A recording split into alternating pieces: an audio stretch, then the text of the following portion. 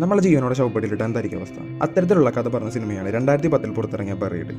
Ryan Reynolds പ്രധാന കഥാപാത്രത്തെ അവതരിച്ച സിനിമ സർവൈവർ ത്രില്ലർ വിഭാഗത്തിൽപ്പെട്ട മൂവിയാണ്. അമേരിക്കയ്ക്ക് വേണ്ടി ഇറാഖിൽ ട്രക്ക് ഡ്രൈവറായി വർക്ക് ചെയ്യുന്ന ആളാണ് റയാൻ റെയ്നോൾഡ്സ് അവതരിപ്പിച്ച ക്യാരക്ടറായ പോൾ കോൺറോയ്. സിനിമ ആരംഭിക്കുന്നത് തന്നെ ശവപ്പെട്ടിയിൽ കിടക്കുന്ന അദ്ദേഹത്തിന് ഒരു ഫോൺ കോൾ വന്നുകൊണ്ടാണ്. ഒരു ലൈറ്റർ, പെൻസിൽ, ഫോൺ, നൈഫ്, അങ്ങനെ കുറച്ച് കാര്യങ്ങളാണ് അദ്ദേഹം കിടന്ന ആ ശവപ്പെട്ടിയിലുള്ളത്. ഈ ഫോൺ കോൾ എടുക്കുമ്പോഴാണ് അദ്ദേഹം മനസ്സിലാക്കുന്നത് ടെററിസ്റ്റുകളാണ് അദ്ദേഹത്തെ ജീവനോടെ തന്നെ ശവപ്പെട്ടിയിൽ ഇട്ടിരിക്കുന്നതെന്ന്. $5 മില്യൺ കൊടുത്താൽ അദ്ദേഹത്തെ വിട്ടയക്കാം, അല്ലെങ്കിൽ ഇവിടെ കിടന്ന് മരിക്കേണ്ടി വരും എന്ന് പറഞ്ഞുകൊണ്ട് ആ ഫോൺ കോൾ ചെയ്ത ആൾ കട്ട് ചെയ്യാണ്. തുടർന്ന് പോൾ സ്റ്റേറ്റ് ഡിപ്പാർട്ട്മെൻറ്റിനെ വിളിക്കുമ്പോൾ അവർ പറയുന്നത് ഗവൺമെൻറ് പോളിസി അനുസരിച്ച് ടെററിസ്റ്റുകളായിട്ട് നെഗോസിയേഷൻ ചെയ്യില്ല എന്നാണ്.